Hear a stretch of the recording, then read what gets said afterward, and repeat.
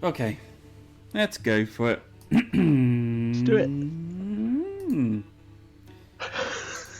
3, 2, 1. Welcome, dear listeners. This is episode 122 of the Devon Dice podcast, recorded on the 24th of March 2024.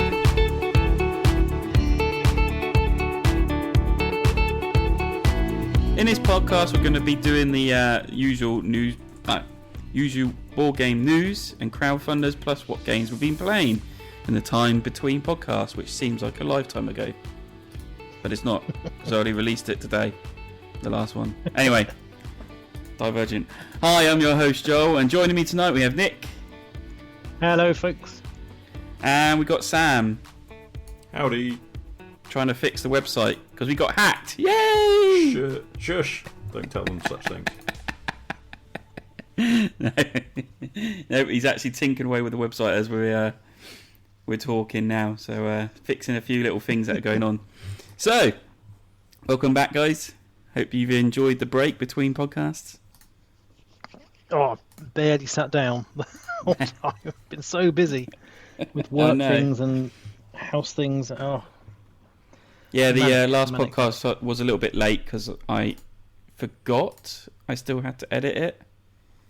And then when I did edit it, I tinkered around with it a bit too much because it was like, don't like this bit, putting this bit of it in. So, yeah, mainly my fault again. So, you're probably going to have like podcast after podcast, a bit like buses. So Not buses in Plymouth, though. No, not buses in Plymouth. They just randomly don't turn up off the time.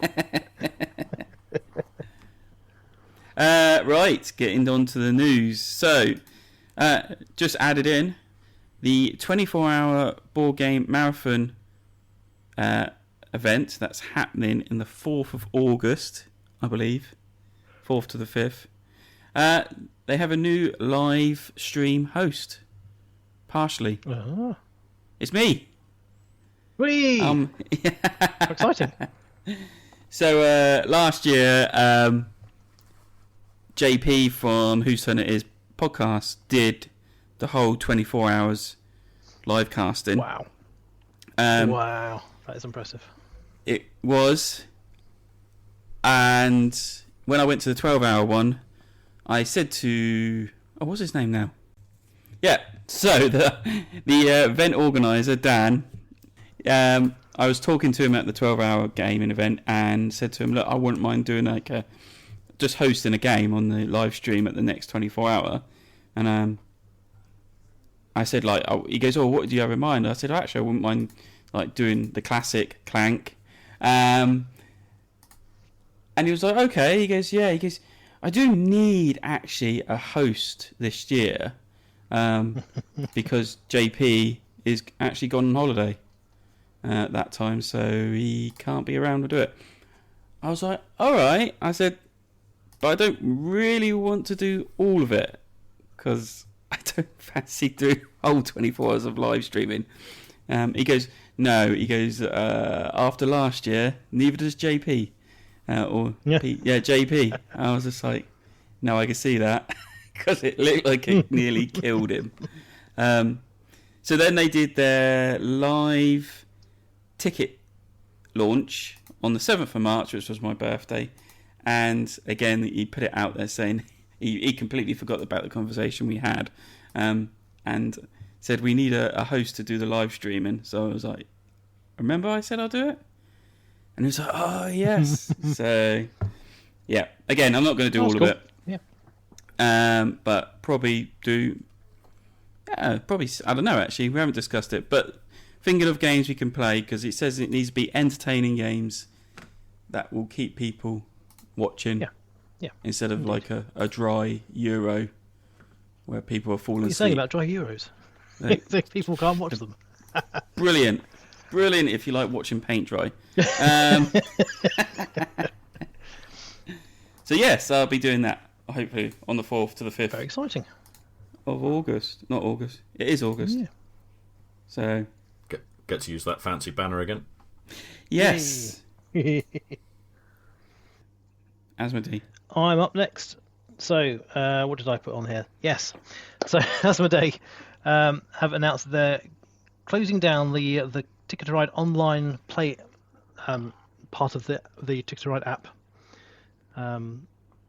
which was bizarrely is announced on their blog. Their blog is not what I would call a very well formatted blog page, which is very bizarre.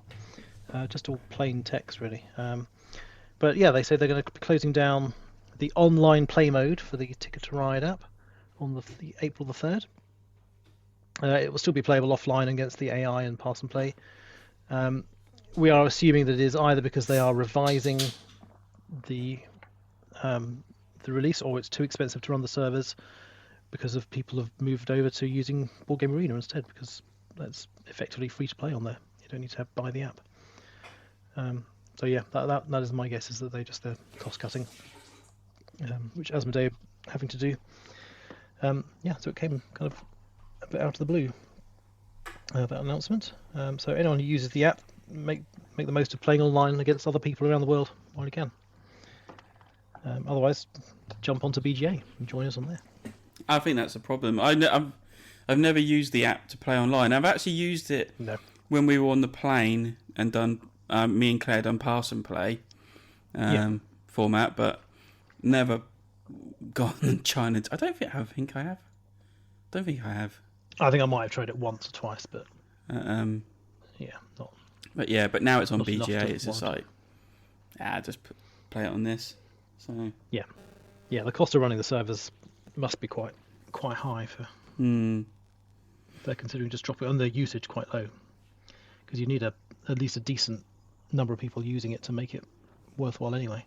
Yeah, it's one of those. It's a one-off payment, isn't it? So once people have bought it, you're not going to get any more income in unless you release expansions and things like that. But again, people might not do it, or again, it's just a one-off payment. So is it enough to keep the servers going over that time? Probably not. So if there's another place, another platform, that's what they're going to use. So yeah. Oh well. At least we can still play it. It's not like it's gone. Oh, indeed. Yeah. So you can still play the app, just not with the online bit. And you can still play online on BGA if you want to. And it's not a premium game, is it, Nick? I don't know, because I've got the premium account. So I'll have a look later. Ticket to Ride. It is premium. Oh. Both Ticket to Ride and Ticket to Ride Europe. But that just means that you can't start a game. You can still join games at a premium. Yeah. You just need to know someone who's got a premium account. So. Yeah, or you just join one of the open tables. Which is what I tend to do. So, Renegade Studios had their live stream event. So basically, like they every year now they hold like an annual event to put out the new products they've got coming to the market. And one of the big ones, and one I'm considering, is Heroscape Age of Annihilation, the master set, plus 2 expansions. Haven't listed them. Is coming to retails in... Now, Meeple's Corner's got it for August. Don't know if that's how accurate that is. So yeah, it's not a surprise. We actually heard about it a while ago that they were going to do it. Yeah. What is a good surprise is that the price has come right down compared to... Yes. Was it who? Asmo. It was Hasbro. Hasbro tried to put it on their kind of streaming, not streaming, their crowdfunding site, Pulse, and it was like $250 just to buy the one core set. And now they're releasing it for £90, I think it is, at Meeple's Corner. Wow, that is a big jump. Yeah. Big jump down. You can, I don't know if they're going to release this in the UK, can buy a painted version for just over $200, I think it was. But hey, I'd rather paint it myself. And they're releasing 2 expansions to go with it. One is like a jungle scenery, and the other one's like a set with a couple more figures in it. So it's a bit like what they used to do with the Heroscape set when it first released, was have a couple of master sets and then you could buy expansions which had more scenery and more figures you can add into it. So, yeah, see how well this goes and see whether it actually gets to the heights it did when it first came around. Indeed. Exciting. So, yeah. They also announced a couple of versions of Robo Rally.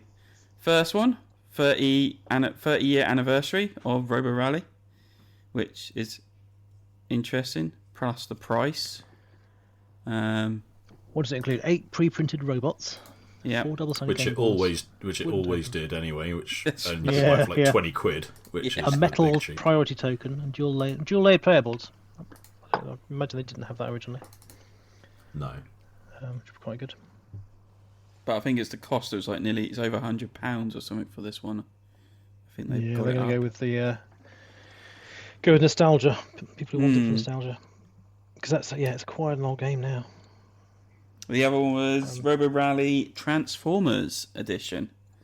So, Yes, this looks. So it looks quite cool, looks quite funky. Again, don't know if I get it. But people that are fans of Transformers, which might actually bring in another source of fandom, Indeed. might get it. It works quite well. I think these actually, they actually do transform, I believe. Just trying to look at the pictures. Oh, they've got all mechanics to do the transforming. That's pretty good. Yeah. Possibly. Assume it's thematic transform. You don't get the miniatures don't actually transform on the board, which would be awesome if they did. They're missing a trick there if they haven't got. Yeah. Well, they were the It ones says that Transformers can convert from bot mode to alt mode, whatever that is. Yeah, I'm sure I read that. But it's hard to tell because the images are fairly small and Yeah. there aren't many of them. They're fast. Yeah, it looks like they're just standard miniatures on the board. Yeah, but Who how knows? much is that going to add to the time where you actually got to then sit there and like transform your robot up into a Work thing? out how to transform it. I remember sitting there as a kid trying to figure out how my transformer went back as a car. And it's like, why is this piece not going back in? Ram this back in there, kind of thing. Oh, that was the fun though, wasn't it? Fit. When you... Yeah, yeah. And then you broke the arm off, and you had to buy a new one, and and that was clearly their marketing strategy. When I was really little, I got presents from my parents for a couple of Transformers, and the next day they took them back to the shop because there was a recall on them because they used leaded paint. Oh no! Yeah. Oh. And I didn't get the same thing back in return. I got books. Yeah. It's like, wow. Oh, that's very disappointing, is it? As a kid, Thanks. they're not Mum. comparable. Anyway.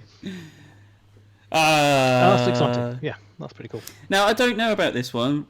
Risk 2020-10 AD. It's got Rob Davio and Craig Van Nest Craig Van Ness. designing it.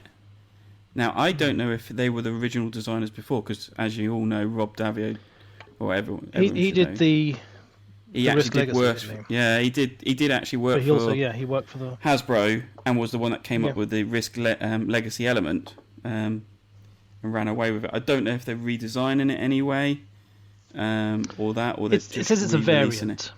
It's well, they say it's yet another entry in the long series of Risk variants.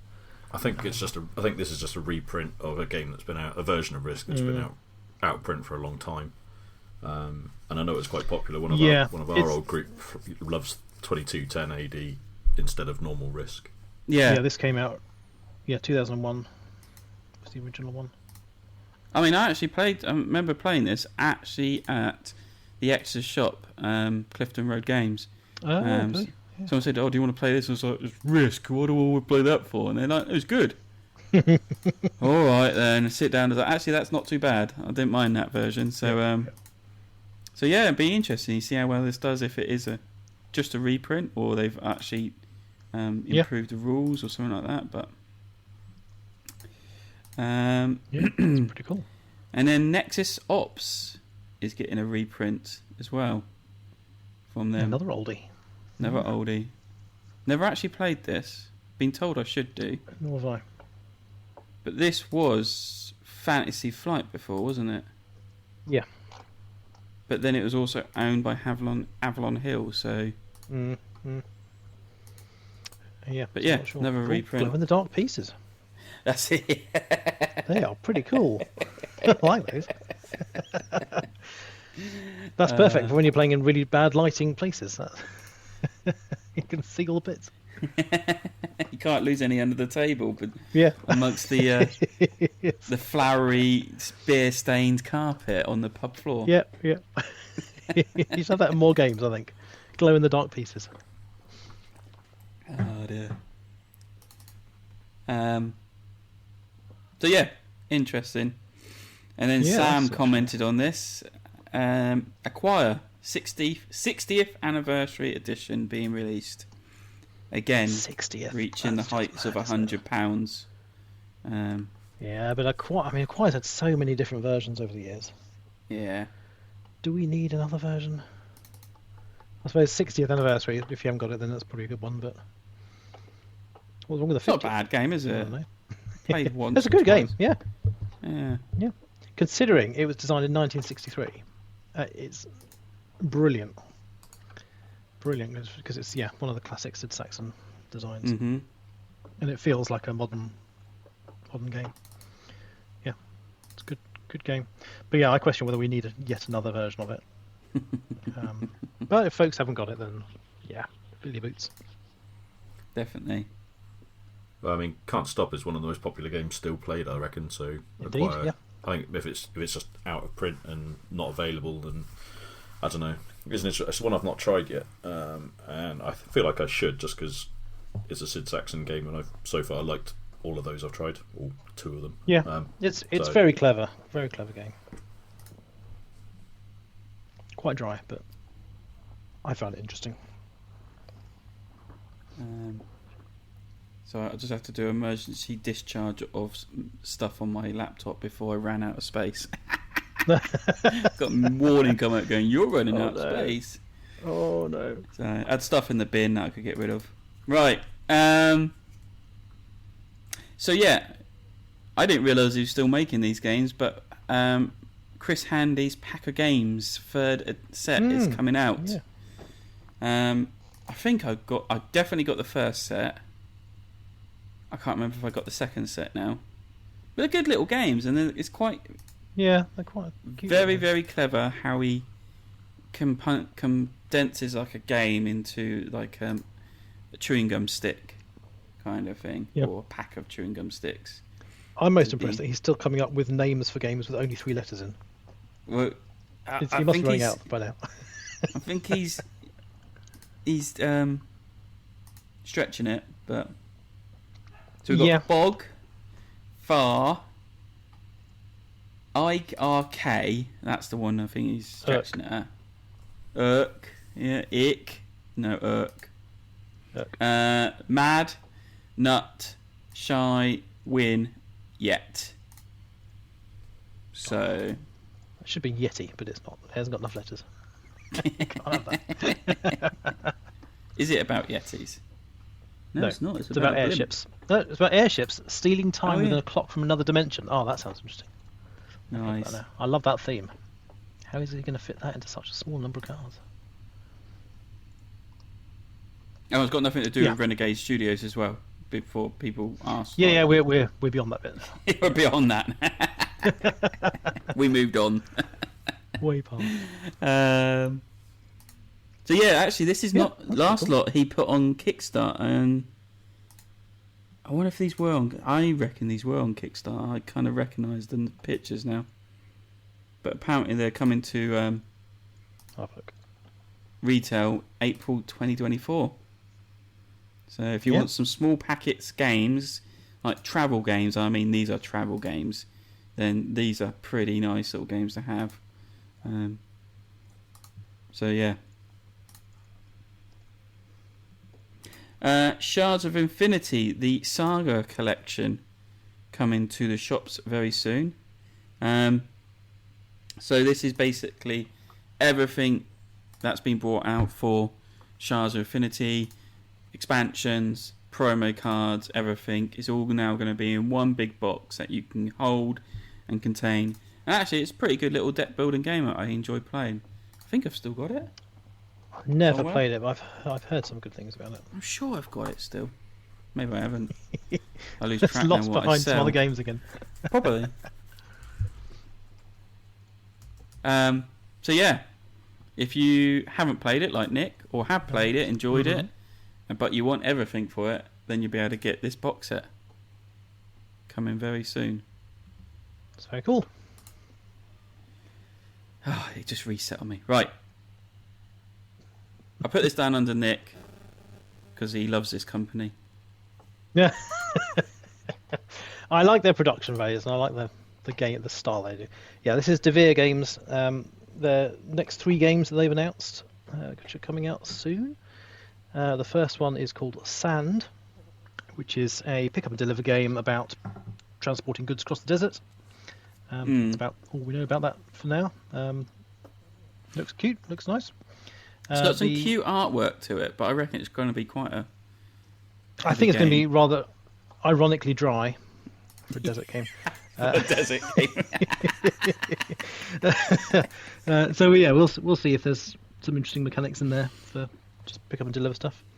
The second one, this is quite a unique one for them. I think this is España 1936, which is a historical simulation of the whole of the Spanish Civil War, which is kind of a bit of a left turn thematically compared to their other games. But yeah, that's good for them for branching out and things. It sounds like quite standard war game stuff with area movement, battle driven, card driven, but dice rolling, things like that. So that's one to look out for. It looks quite nice production again. And then the last one, which has been getting a lot of buzz recently, is Salton Sea, not Salt and Sea, but Salton Sea, where you are. I love the description here. Extract brine and manage the most efficient geothermal company, which very very kind of sounding words there. But this is a fairly heavy weight Euro game. It's got a weight of almost 4 out of 5 on BGG. And it's only got a runtime of 2 hours, which is not bad for a 4-player heavy Euro. But it's set in California, close to the border of Mexico, and you are trying to generate geothermal energy and manage your production things because of an industry manufacturing theme with worker placement. Sounds interesting. I've seen a few bits of playthroughs. I haven't managed to make it through a whole playthrough yet because I think you really need to concentrate on what's going on because there's a lot going on.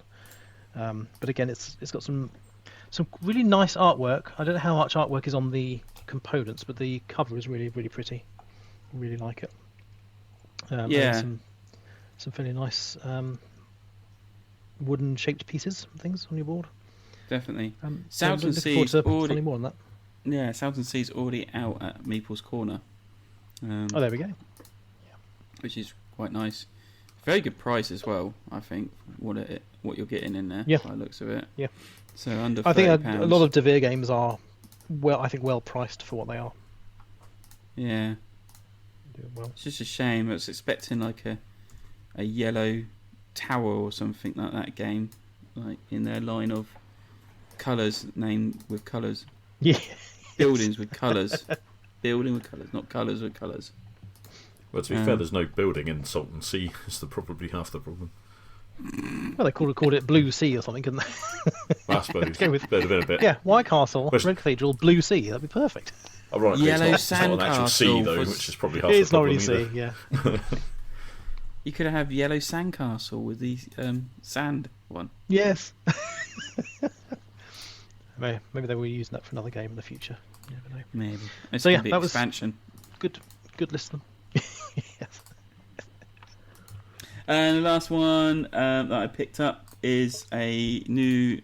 Sam's going to love this kind of social deduction game, based in the Aliens kind of universe. Excuse me. Made by Smirk and Dagger Games, and you are all on the same team trying to survive the alien that's trying to kill you. And I just thought, actually, from what I read of it, it sounds pretty fun. Sounds pretty good. Like there's a little party game. Oh, brilliant. Yeah, a deadly party game about being hunted by the alien life form on board. I mean, it's not actually based in the alien universe. It's kind of a little. It's not officially based. Not officially, yeah, but everything says alien. Well, it says xenomorph in the description as well, so it's quite specific. What But I like none about of the artwork or anything. I think you've got it looks like there's a board in the centre, so it's your actual ship, and you actually, on your turn, you get 2 cards, a movement card and an action card, and you have to play both of them, but you can play them in each order, in any order, sorry, to take your turn. Yep. And just hopefully not be in the same room as the alien is when it gets to the end of the round. So I thought, that's quite Indeed. cool. It goes up to 10 players, so that might be a nice little game when you've got lots of people sat around. So from what I can gather from the way it plays, you literally play a card and hope you're not in the room with the alien, and if you are, you die. Yeah. Yes. And then you start again. Yep. I mean, it's like a 10-minute. This is going to do nothing for my opinion of social deduction games. Are you sure? Oh no, sorry. I do like. It's going to reinforce my opinion of social deduction games.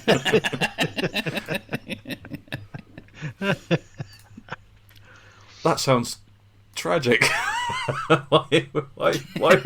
Why would you do it to yourself? Oh no. Oh.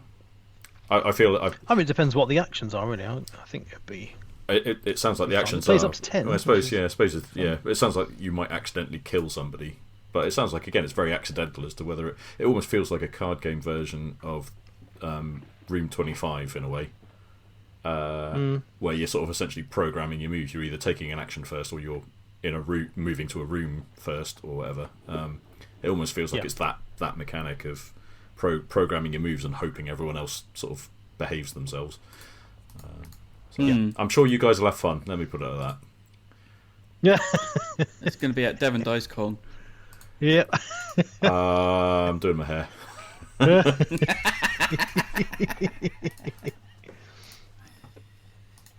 Actually, I lie. This is not the. There's still more news. It was just on another page. Mass Effects, the board game, is coming soon. I don't know if it's coming to crowdfunding or just to retail. Now you're talking, Joel. But it's a it's a cooperative story-driven game from the designers of Calvin Wong, Taze Loon, Eric M. Lang. Now Eric M. Lang got me. I was like, ooh. Eric Lang.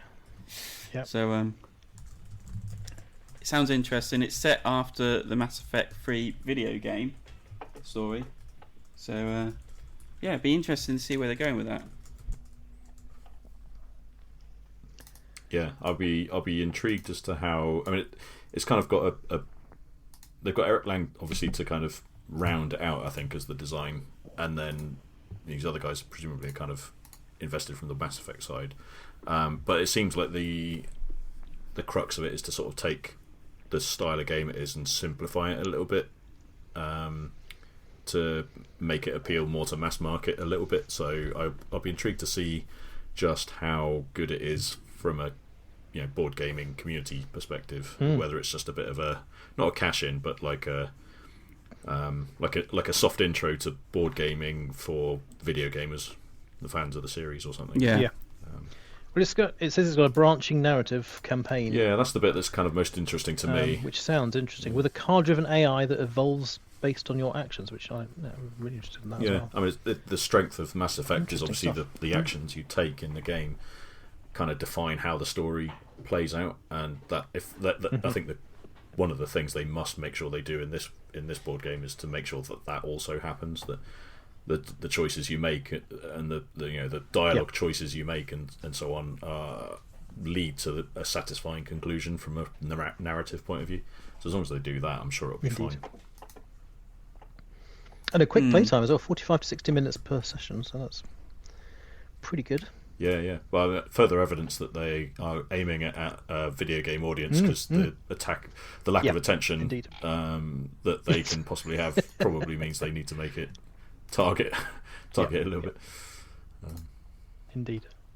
But yeah, I'm cautiously optimistic. So. Yeah, it'd be interesting seeing it. And it's been ages since we've had anything Mass Effect related, so it's. I think it's also maybe a way of them sort of gauging to some degree what's the interest in the IP right now. Yeah, because they're intending to make Mass Effect. They're calling it Mass Effect 4 as if they're sort of pretending that Andromeda didn't exist. But they EA are making a lot of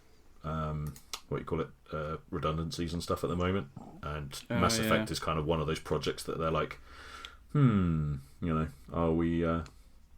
Should we bother carrying on with this one? So maybe part of this is to sort of see what sort of interest can we drum up with this.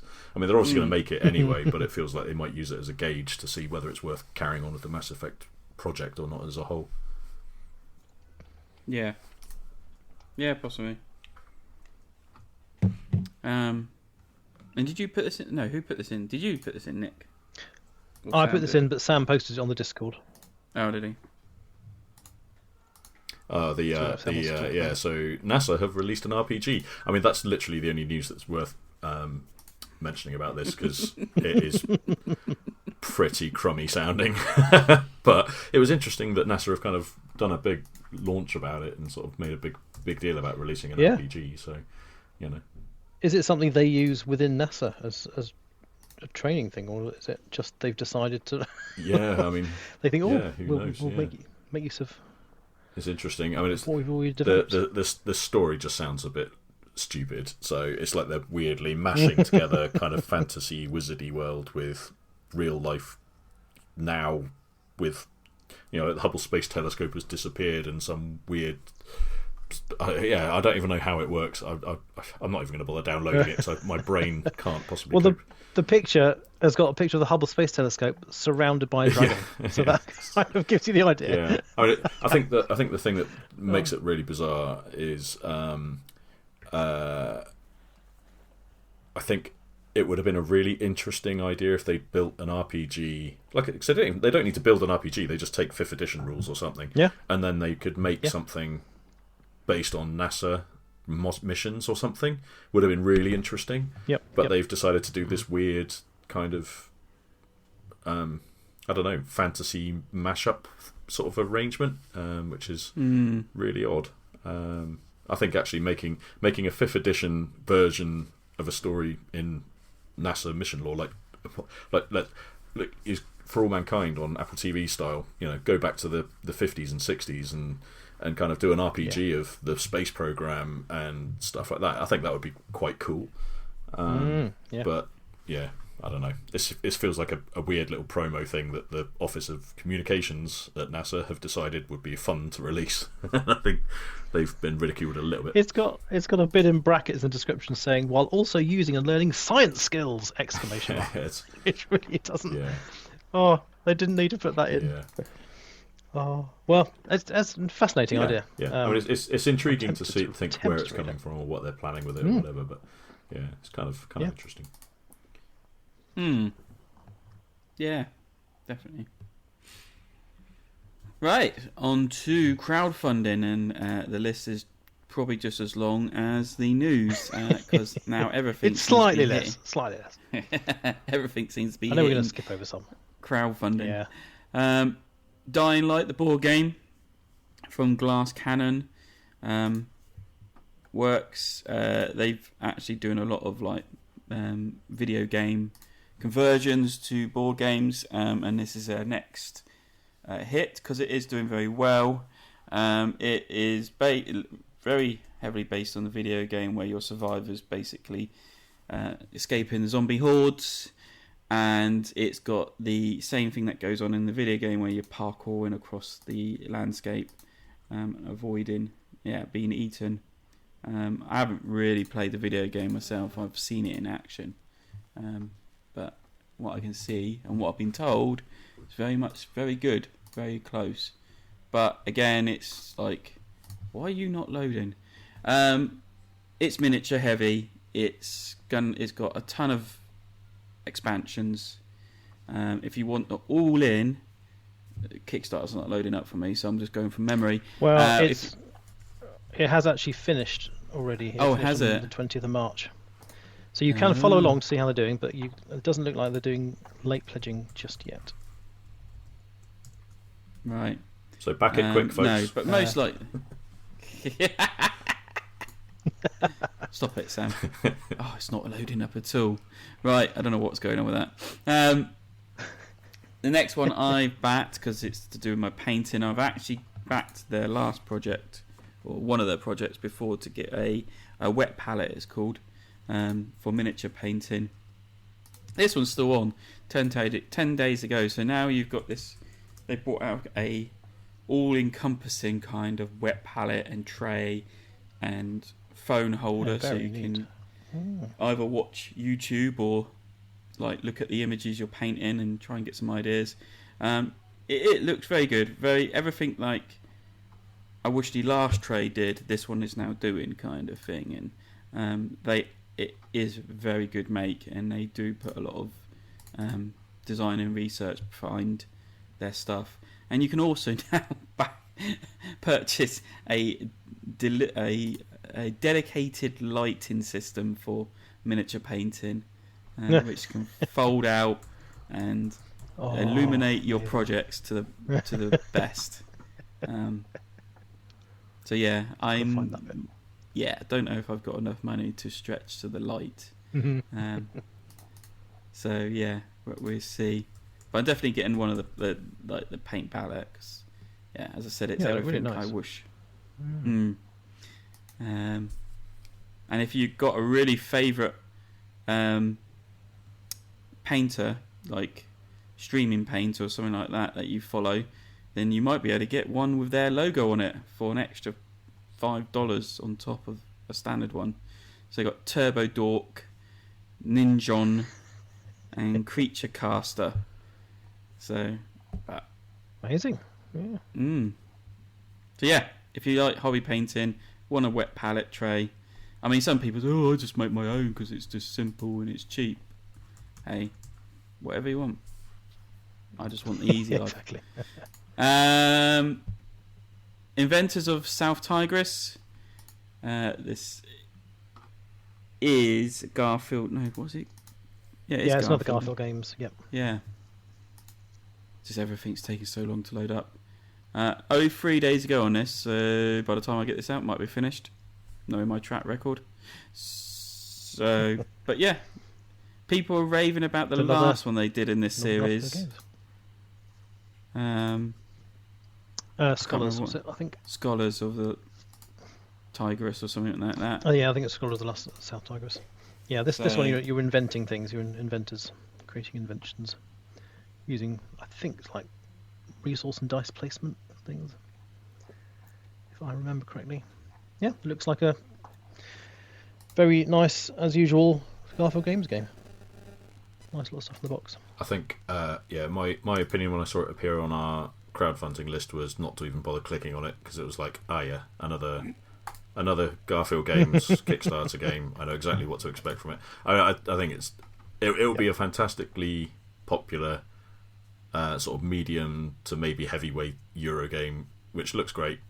But like we said before, I've said before, it feels like they're just treading the same steps a little bit to me now, where it's everything looks the same, everything feels the same. You know, looking at it now, just quickly looking, card artwork is exactly how I'd expect to see it.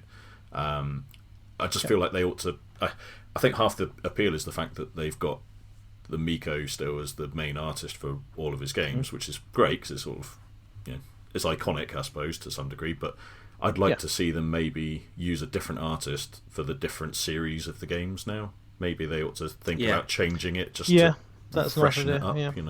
Nothing to stop it. If they carry on with the South Tigris thing and they do a new one, right, great, get them.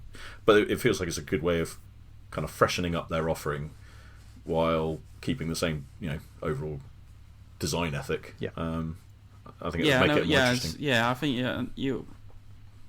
I think that's why I'm not that bothered with it, because it's just like it looks the same. It probably feels, and by what you read, it plays the same, but it probably doesn't, because the fans will probably say, "Oh no, it plays all differently." And it's like, no, then why don't they just change it a bit? Like, get, as you said, a different artist in, recreate themselves for a new series. But nothing against them. I think they do a great job with what they do. But yeah, I think it needs a little bit more life given into the next series, like Sam says. But they're doing well on it. Already a £250,000. £250,000.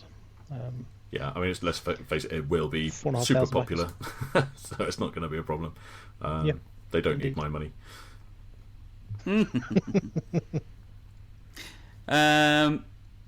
Fox Experiment Deluxe Wooden Edition is now on GameFound.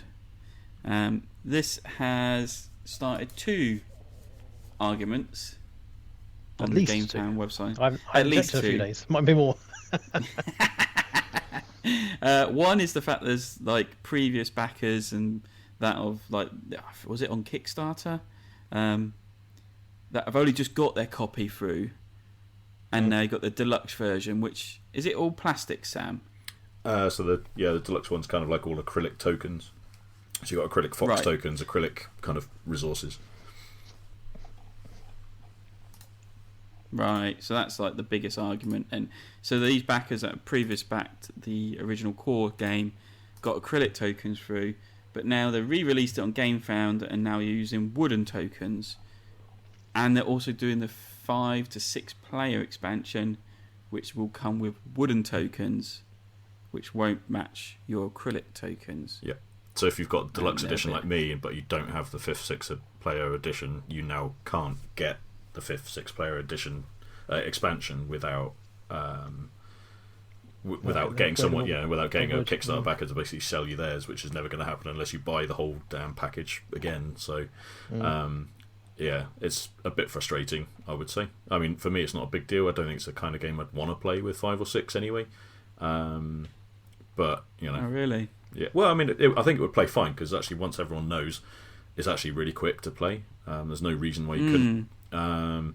But if you're playing with 6 players, that means you can have 7 male foxes, 7 female foxes to pick from, and you've also got 5 or 6 people to try and come up with names for their foxes, which will take twice as long as playing the game will. That got no laughs. That was unexpected. So I'll put that in later. I'll mix it in properly. I was going to say put some comedy canned laughter in from 80s, like an 80s. Oh, there must be a sitcom. sound effect in Discord for it. Let's have a look. I've been meaning to upload that. I've got loads of sound effects I need to upload to Discord. Oh, so much to do. Anyway, oh no, here we go. Yeah, it's probably more like it. What I do find, actually, going back to the Fox experiment, though, what I do find interesting is that it's not setting the world alight on GameFound. No, it's short of its target, and I've got a feeling it will. I mean, it may well make it, but it's not going to make it by a great deal. So I don't think it's going to be it's not a popular project as a result. Yeah, I think it's because it's come out so soon after the other ones. Yeah. I'm not really surprised. It does seem slightly odd. Yeah. To bring it out quite so soon, but yeah, they're at just under 80% of their goal at the moment with 12 days. And bearing left. in mind the original Kickstarter made just shy of $700,000. I mean, there's two answers, I guess. One is that actually the vast majority of the people that wanted the game got it at that point, or at least wanted a deluxe edition or whatever. And also because, in fact, let me have a quick look. Because it's probably got the stats about how many backed each one, right? So the retail edition, 144 people got the retail edition. Kickstarter edition, 3,201. So by making the wooden edition, there we are. By making the wooden edition, all they've really done is appeal to the 144 who got the crappy, not crappy, but the the basic edition. The basic one. Yeah. So actually, it just feels like a total own goal from a production point of view. Why would you make a third version of the game, which is effectively inferior to the plastic version, the Kickstarter edition, and only slightly an improvement on the retail edition, but more expensive? It's just a bizarre choice. So I think this is proving it that people just don't really want it. Yeah, Indeed. I mean, Indeed. like for me, I actually just recently bought the retail version, to try it and see what all the fuss was about, and then this hit Game Found, which then is like, so now I can get the 6th player expansion and the promo cards I missed out on, for pretty much the same price. So now I'm considering, if we really do like the Fox experiment, I will sell my retail edition, and back this to get the full lot for it, and get wooden components, which doesn't bother me. Oh, there he is. You're dropping in and out a bit, Joel. Yeah. Oh, did I? Yeah. But if you want to do that, you're talking about $100 if you want to get the base game with this 5-6 player expansion again. So that's a lot of money, isn't it? Just, I mean, you must really want it, especially if you're going to think you're going to play it with 5. Yeah, and I'd say the retail edition I definitely will play fine. it with 5. Right. Yeah, I probably will play it with 5. And I said I don't know if this 5-6 player expansion will hit retail. Because the other thing you can do, of course, actually for yours would be to get the 5-6 player expansion and the wood upgrade kit, which is half that price, to be fair. So $49.95 to get the upgrades, and so you don't have to replace your base game. Yeah, it's just then it's also then the promos, because I don't know if you get the promo cards. You don't need promos. This is Joel. Of course he does. Sam. He needs the promos. The FOMO's kicking in here. I need it all. Promos are crappy. You don't need promos.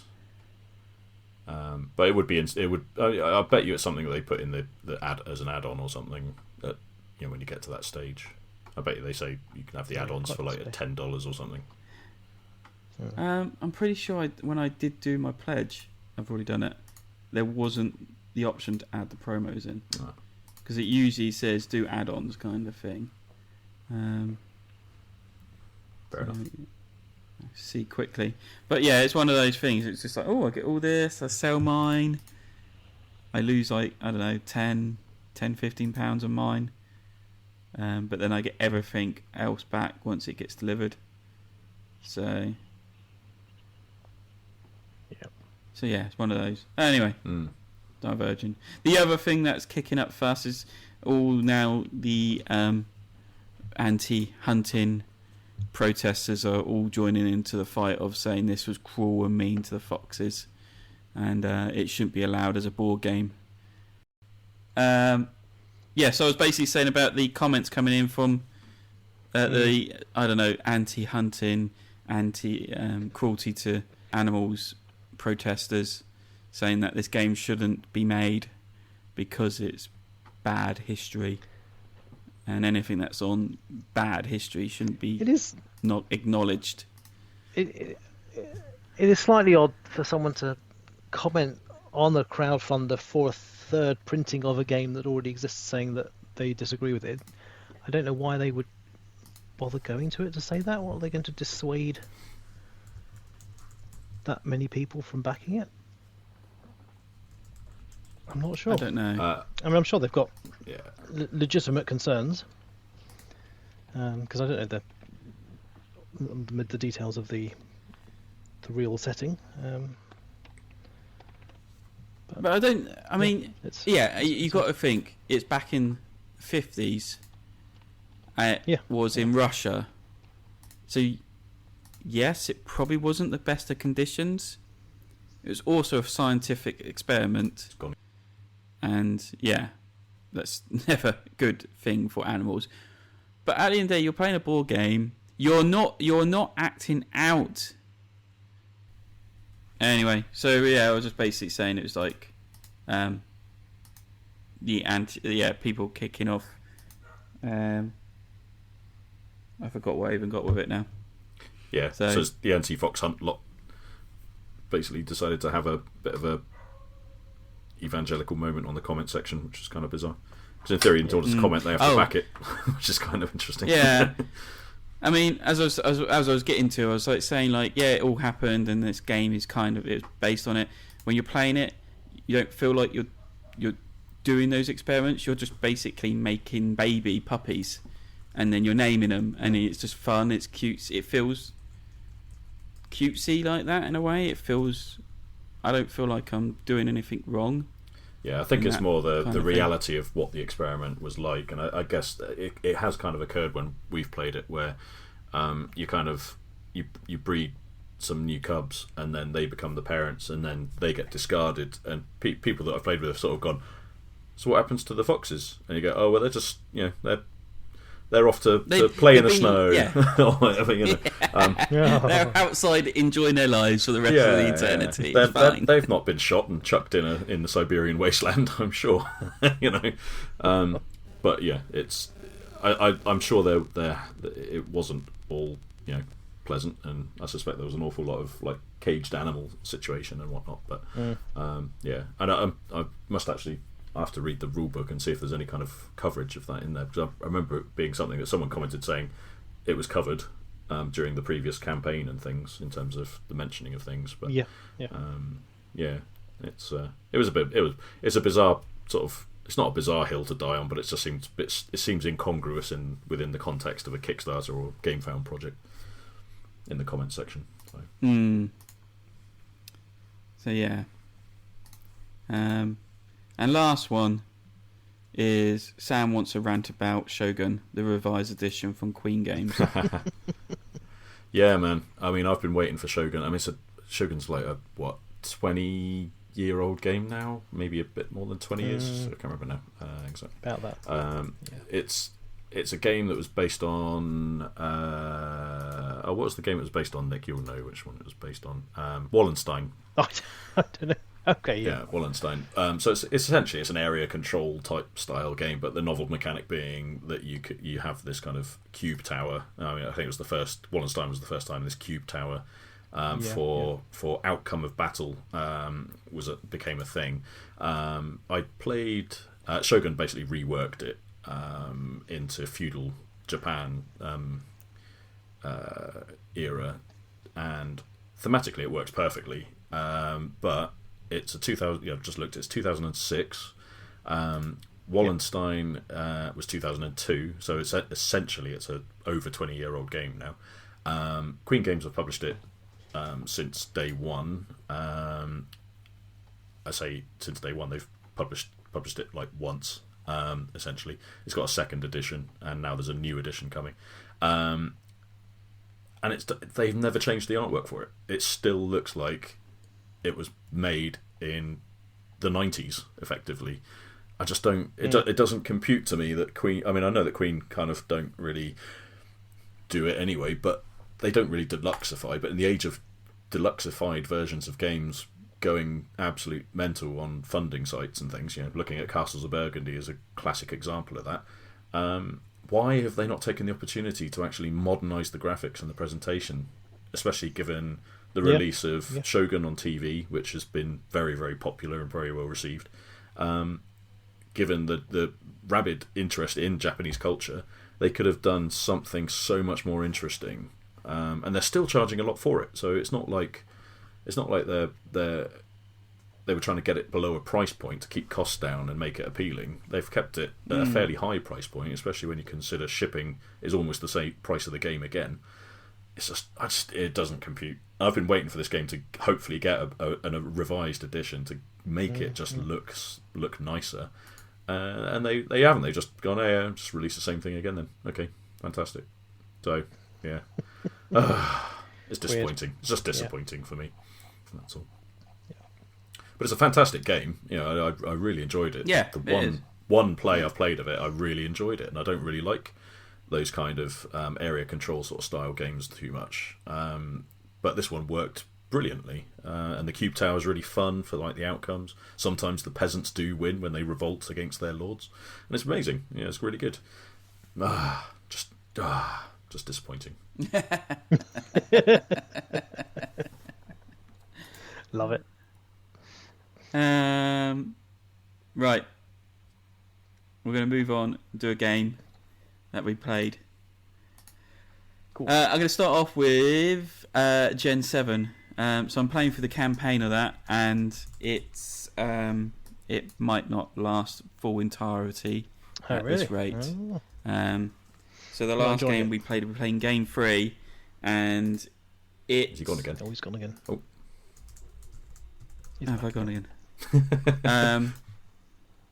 Yeah, I played game 3 with the same people, and it just feels like you're being kicked in the balls every single turn, and the last game just was not fun. It was painful. I mean, it's meant to be. I think that they're trying to get that intensity in, because it is basically your ship is like pretty much crippled, and it's your last hope of getting it to its destination. Yeah. But there's ways of doing it that can make it fun, or make it enjoyable. Not fun, but enjoyable, and it doesn't feel like it. It keeps putting this element of people think you're doing stuff to screw them over when you've got like these personal objectives and you're not a team player, and it's like, but if I don't do this, then it doesn't help me, and I need to do this because it's to do with this kind of thing, and it's like, it's just too many curveballs, and the organisation of the rules is terrible. You get rules added in, but they're in cards, so then they can get the next game out, and you're putting them all out, and it's like, do we still use this rule? It doesn't actually say. Okay, it stays in. It didn't say to take it out or not, so we keep it in. But then it's just making it even more harder, and in the fact that what's bothering me a lot is it's meant to play over 7 games, and I don't even think we've touched 5% of the contents in the box so far, and we're in game 3, and I'm just like, crazy. There's like 20 envelopes and a whole stack of cards to get through, and I'm just like, I don't think we're even going to see half of this content, which is going to be even more depressing, because then it's like, well, you should play the game again. I was like, I don't want to play it. I don't want to play it now because it's not fun. Yeah.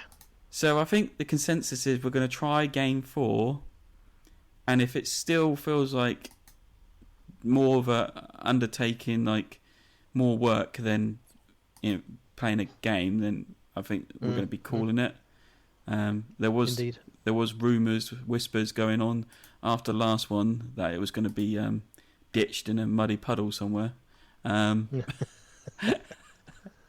so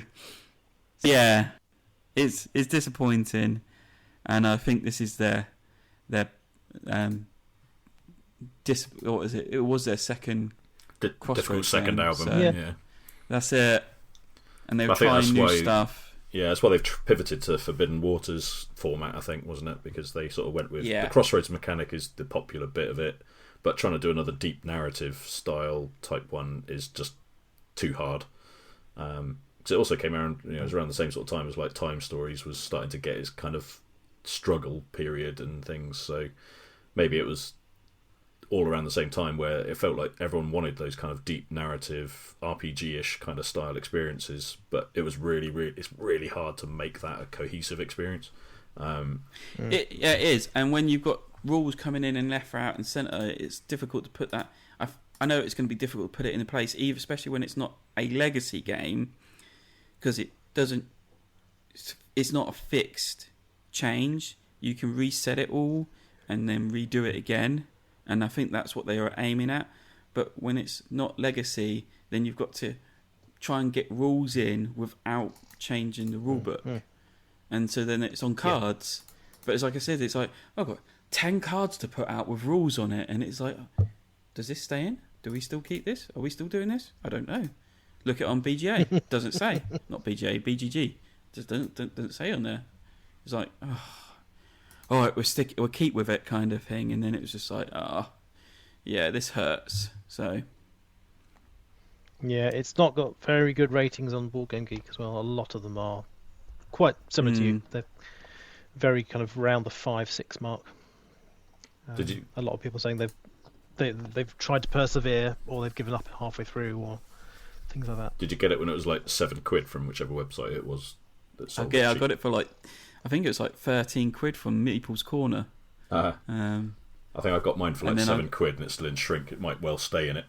So. It's probably the best place for it. And then I got the expansion because there was 5 of us. And yeah, I think I paid like, again, £15 for that. Bummer. So yeah, I really think I think it could be such a great game if it was redone. Maybe they consider it. Yeah. And just put the expansion in it. Reviews are suggesting that. Yeah, just put the expansion in it. Don't stick with the. Yeah. So, but anyway, so yeah, one more game and we'll see. And if it doesn't change after game 4, and really suck us in, then I think that's it. I'm done. So. Yeah. Go on then, Nick. Right, so I played. Which one I'll do? The first one. So I played Glenmore Chronicles, or Glenmore 2 Chronicles, which is from 2019. Played it with the group on Monday night. 3 of us got to play this, and we had a really good time playing it. I did work on the solo mode for this, but this was playing it multiplayer, so I got to properly play it multiplayer, probably for the first time playing it more than 2. And it worked really beautifully. Yeah, so this is a re-implementation of the original Glenmore from Matthias Kramer. And this was the beautiful Funtails production version. Really, really nice pieces, really thick tiles, some nice screen printed or stickered meeples. And it is a game in which it has a time track around which you are jumping to select a tile to build into your Scottish clan area. And you have positioning where you have to place it next to one of your, or adjacent to one of your meeple. And then you get to activate all the tiles around it, and you're gaining resources, and then exchanging those to do other things, like get points, working your way through a separate kind of clan board to trigger some bonuses, basically trying to get the most points within the game. It's a really good example of how to do a time track really well. Always interesting decisions. It's got a very nice pace to it. It's kind of 4 eras, and then you do an intermediate scoring in the middle of every era, at the end of every era. So you see your progression as you go through the game, but you can catch up or drop behind other people mid game, depending on what you do. And then you can't be too greedy in making your estate too large, because at the end of the game, whoever has the least tiles, everyone else will lose points for how many extra tiles they have beyond that person's number of tiles. So it's also a game of efficiency, and that's just the base for the base play. The Chronicles part is it comes with, in the base game, it comes with eight modules that you can add in. You wouldn't add all of them at once, but you'd add 1, maybe 2, which just vary the gameplay up nice. And we just played the vanilla version, the base one, which was great. But you have a lot of other modules you can add in, which give quite a significant change to the feel and the mechanics, actually. Some of them. And then there is an expansion, which I have, the Highland Games, which adds another 8 modules. So huge amount of replayability for it, and just a really fun game. Either of you played this one? No. Or the original? No. Yeah. Yeah. Yeah, I've got nothing more to add. Sorry. If you haven't played it, you can't comment. Yeah, but it's a really good medium weight Euro with some very nice production. So it's well worth seeking out if you like that kind of game. Awesome. Sam, what have you been playing? For mine, I finally got to try Kabanga, which Joel very kindly picked up for me in Essen last year, and I got to play it a couple weeks ago, and again this last week. So the first one was 4 of us, and then this week we played it with full complement of 6, and yeah, it's really good fun. It's that perfect light Amigo small card game which just works. Really good. The only complaint I'd have is that you need to make sure the people you're playing with buy into the whole Kabanga element of it, and shout Kabanga when they chuck cards at the person who's just played, because otherwise, you have to. Otherwise it sort of loses something. Because we were getting a couple of people who were playing, they're just like, "Oh yeah, there you go." Just like, no, you've got to shout "Kabanga." It's part of the fun. Me and a couple others are like "Kabanga" and chucking them around, and it's much more fun when you do that. So yeah, definitely, it needs that. Absolutely. Yeah, you need the performance element, but yeah, it works really. It's super clever. In terms of the simplicity of just a deck of cards with a bunch of numbers, and building a fun little social game around it, really good. Yeah, I love it. I'm so glad you pointed this out to me, and I picked up a copy because it is one of our most played game that I picked up from Essen. So, wow, yeah. And I brought it out with even the in-laws, and they don't play games. And when they were living with us, it's like it's Claire's idea. It said play a game. We'll play that Kabanga, and they all got it. They enjoyed it. So, so yeah, it works with anyone. There you go. I think it can be related very loosely to Uno, because it even when it has that I kind put of a rule in and say when you're down to your last card, you got to shout Uno. But... Yeah. So yeah, I'm glad he got to play it finally. Right, we're going to close up this podcast and thank everyone for listening this far and putting up with all the technical hitches, because this is going to be a fun time editing it. If you enjoyed the episode, let us know. You can send us comments via any means of our social media contacts that you can find down into the show notes. You can join our Discord channel and get lively conversations with us and see snippets of stuff that might be coming up in later podcasts and things like that. So yeah, come along to the Discord channel and join in with the conversations. Again, if anything we discussed on the show can be found in the show notes, all the links are there, thanks to Nick. And guys, time to say goodbye. Goodbye. Goodbye, all. And goodbye for me. Credit roll. Right. 3, 2, ready? Oh, we go. Oh shit! Stopping. Whoa. He's right on it. Okay, ready. 3, 2, 1.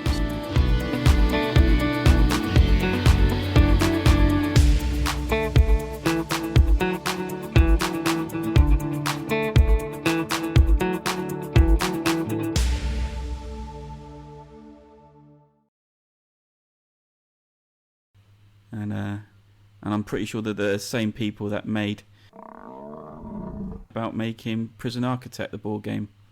So yeah. Oh, you dropped again. Yeah. And again. Have I gone out again? Have I? Yeah, you keep going in and out. Oh. I wonder why I didn't get any reaction to that last comment. Now I know why my joke didn't land. Woohoo! Yeah.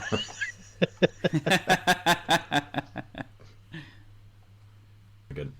And yeah, that's never a good laptop. thing for animals.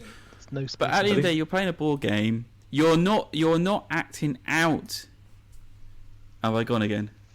I think what you ought to do is just carry on, Joel. Then we'll try and pick it up afterwards. Yes.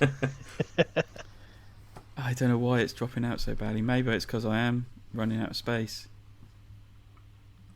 It does feel like it's almost like a notification's kicking off and then cutting you out for a few seconds and then cutting you back in again. Or something weird like that.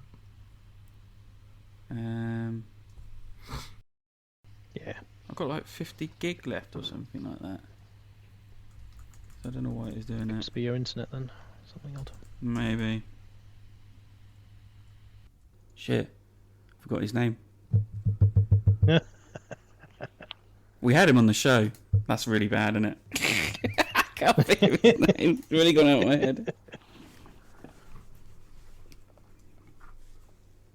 Can't go through this until I thought of it. What is his name? I'm going to guess it's Dan or Ben or. It's Dan. Dan. Yeah. So the event organizer Dan. D-click.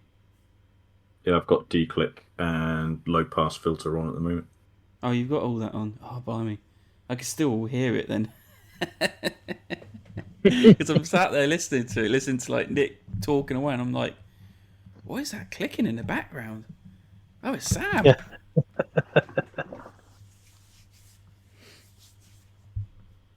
Right. I think the site's been hacked somewhere along the line.